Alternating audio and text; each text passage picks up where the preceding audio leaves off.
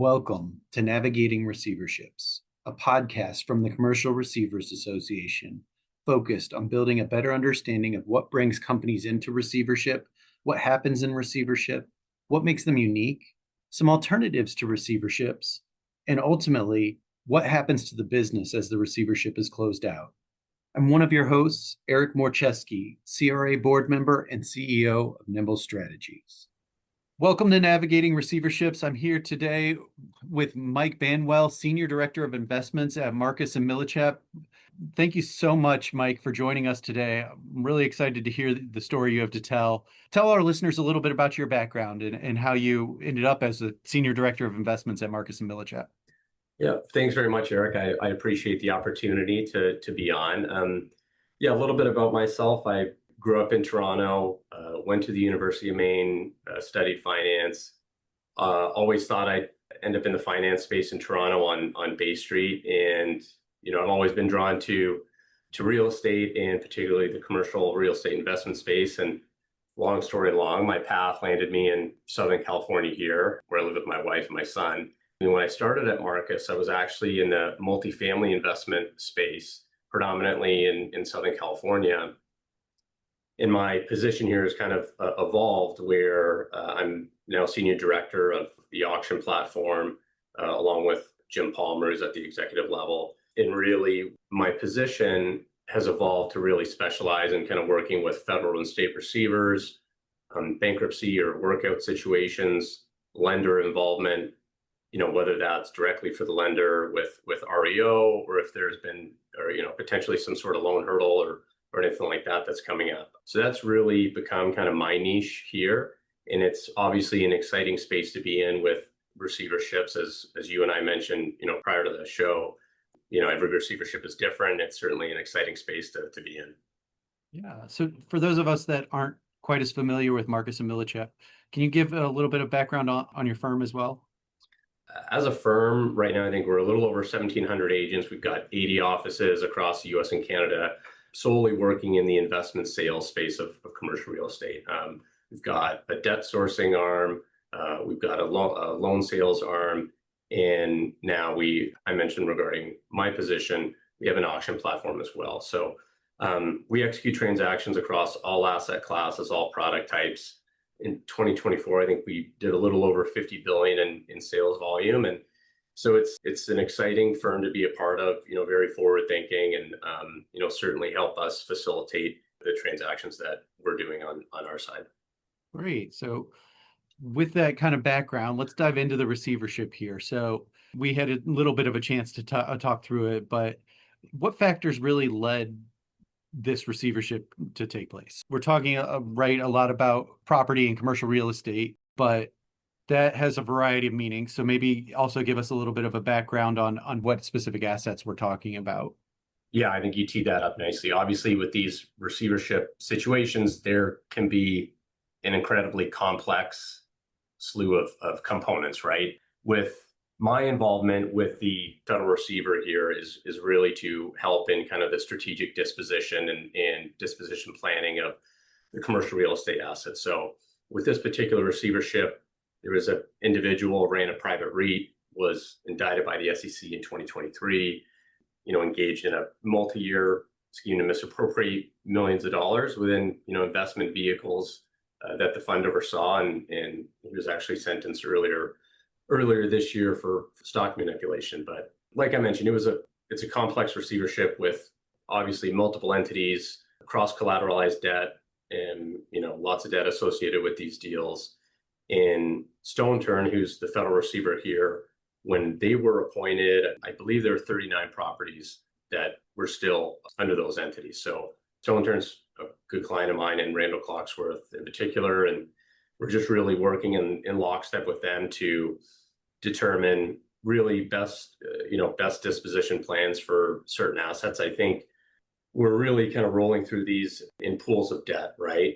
With the one in particular that you and I discussed previously, there were 14 commercial real estate assets, predominantly multi-tenant retail, with cross-collateralized debt across all assets. So in a disposition scenario, that can be challenging, right? That needs to be navigated accordingly. So I think working very closely with Stone Turn, along with, the team of attorneys, even with title companies ahead of time, it's so important to kind of tee these things up for success and really look at, okay, what are our disposition options, right? And running through different scenarios. So with those ones in particular, we thought, okay, do we look at this particular portfolio because it's cross-collateralized? It was CMBS debt, cross-collateralized debt.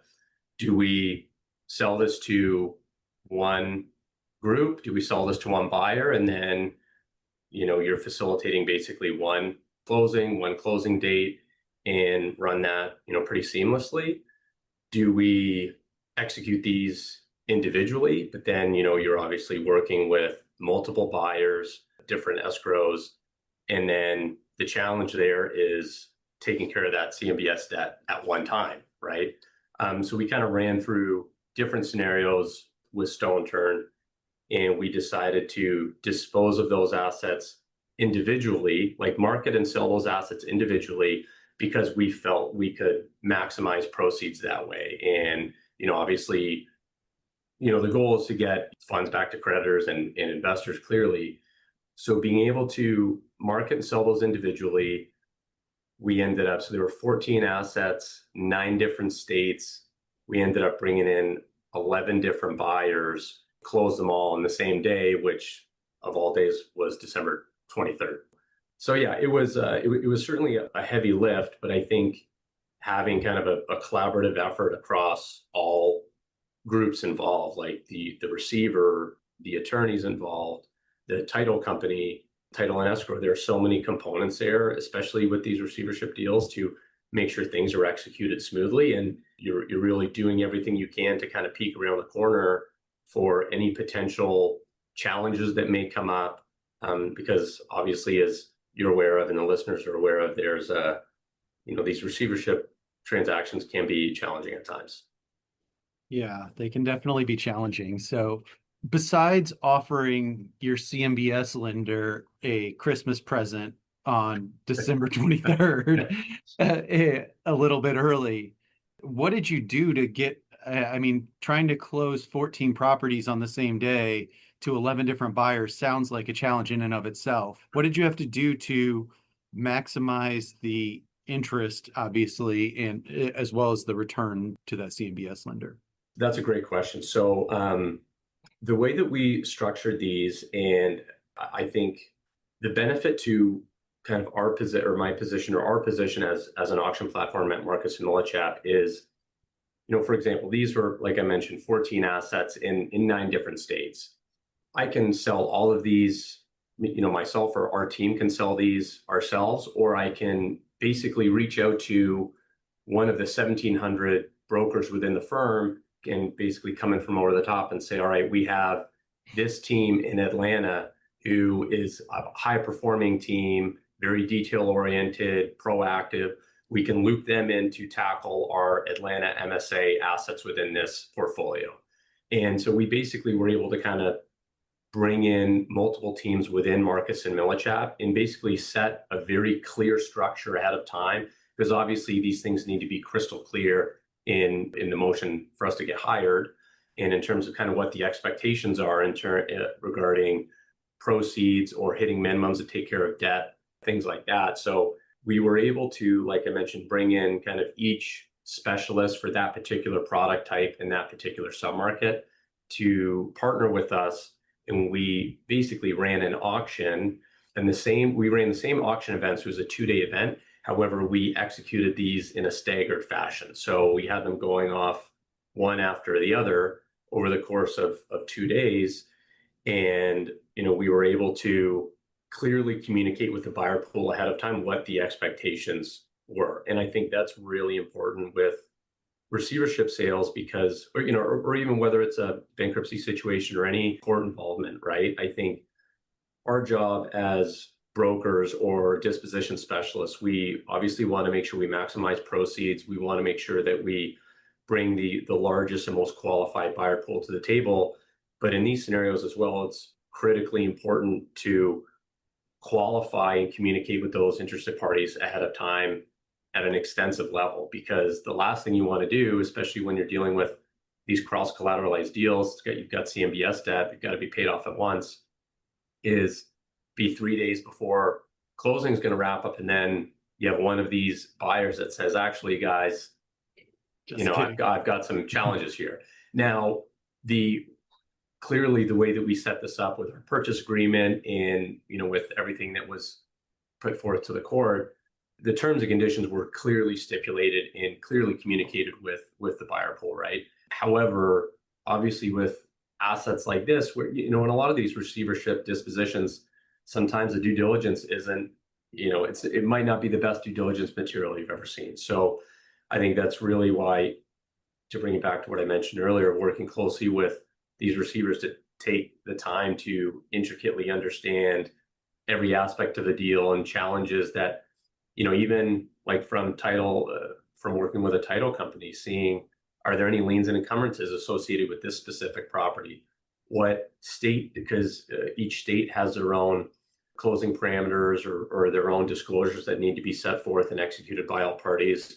So I think just getting ahead of all of those items as well is kind of critically important. So being able to, utilize those individual teams that really specialize in that particular product type, that region, really helped us push value. And then we essentially just created a very competitive environment with the local kind of traditional brokerage buyer pool, the very qualified seasoned auction buyer pool that we bring to the table. And we really just had them compete and, created a democratic buying environment. And, really whoever was willing to pay the most for those assets won the deal. And we were able to close them seamlessly all on the same day. And yeah, it was certainly a heavy lift, but it was very rewarding at the same time. And it was exciting to work on. Yeah, I mean, I think you touched on a number of items in there, and the one that I always come back to, is due diligence, right? That you touched on. And I don't know how many buyers I've had that conversation with where they're like, well, I want more information. I'm like, it doesn't exist. But that's also why you're getting this at a discount, right? You're buying this, typically a distressed asset, in a discounted price through a receivership auction or sale of some sort. So you're like, yeah, there's more hair on it, but the price reflects that. And it's sometimes a hard conversation to have with people. Although in an auction setting, I mean, the honest conversation with them is, and if it's too much hair for you, just don't buy it. Yeah, and I think you bring up a good point in that, we clearly sell distressed assets, but often it's really a distressed sponsor situation. Like we sold like A+ real estate, like two of the assets, actually the first two that we sold in this receivership, there were two multi-tenant retail centers. One was a Starbucks end cap, the other one was a Dunkin' Donuts end cap. And we traded them at a very attractive number. We basically traded them at 4.8 caps.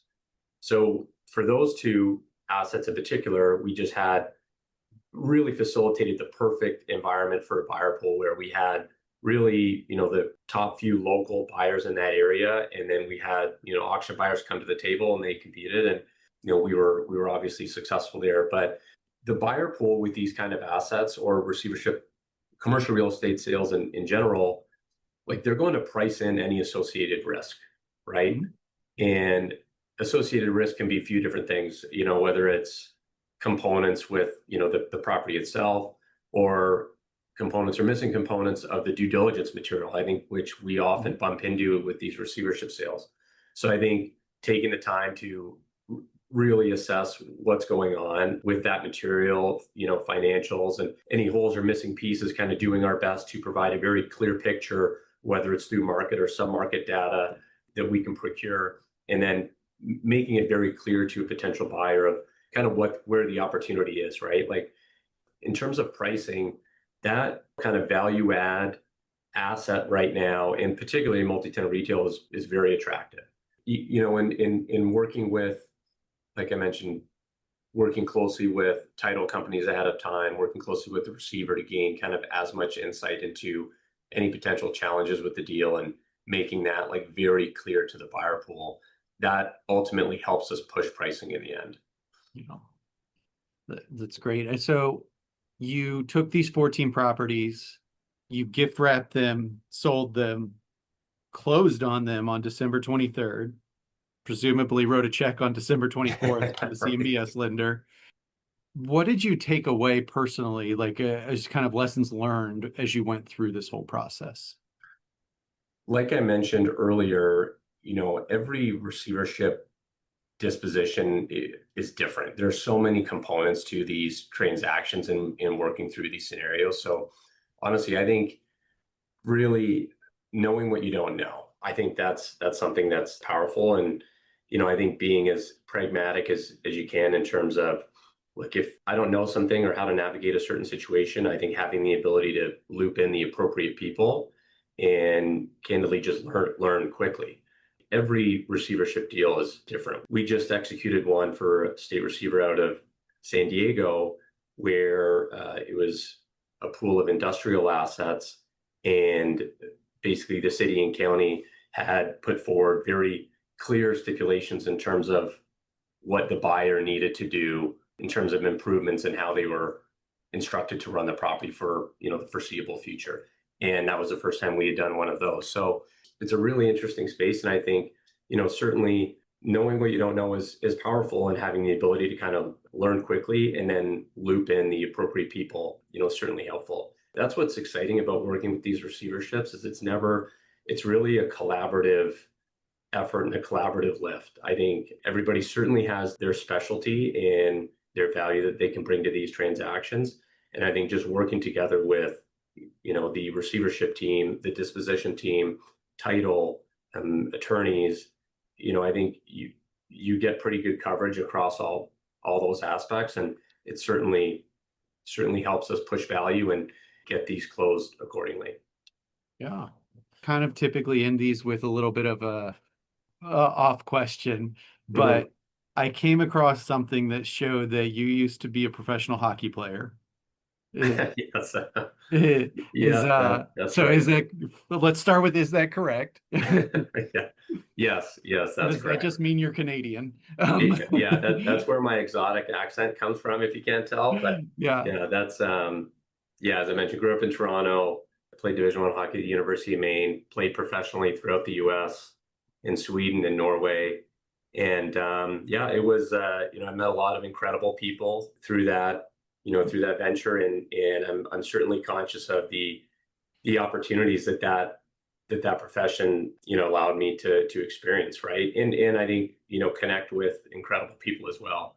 And you know what, playing hockey and getting the physicality that I think certainly set me up to navigate these receivership dispositions well. that's where I was going with it. I You figured. jumped the gun. I figured. Do you ever like need to get out the stick and just, a good firm cross check, or, Yeah, exactly. a hooking penalty maybe needs to be called because you're just sick and tired of hearing someone just drone on, or what? Exactly. Yeah. Yeah. So what were you known for in hockey? Were you the guy that was always in the penalty box? Were you No, a goal no, scorer? I think I had a pretty good, I think I had a pretty good mix. I'd like to think so. I was more of like a shutdown defenseman, but definitely had carried the physical component, the physical aspect there. So I have most of my teeth. So I'm a couple scars here and there to show for it. But yeah, like I said, I think it set me up for this niche of receivership dispositions nicely. Yeah. Well, thank you so much, Mike. I really appreciate you joining us today, and really look forward to hearing more stories from you about some of your future receiverships and maybe some hockey war stories as well. Awesome. Thanks very much, Eric. I appreciate it. Thank you for joining Navigating Receiverships, brought to you by the Commercial Receivers Association. Find more information at commercialreceiver.org and catch every Navigating Receiverships podcast by subscribing through your favorite platform today.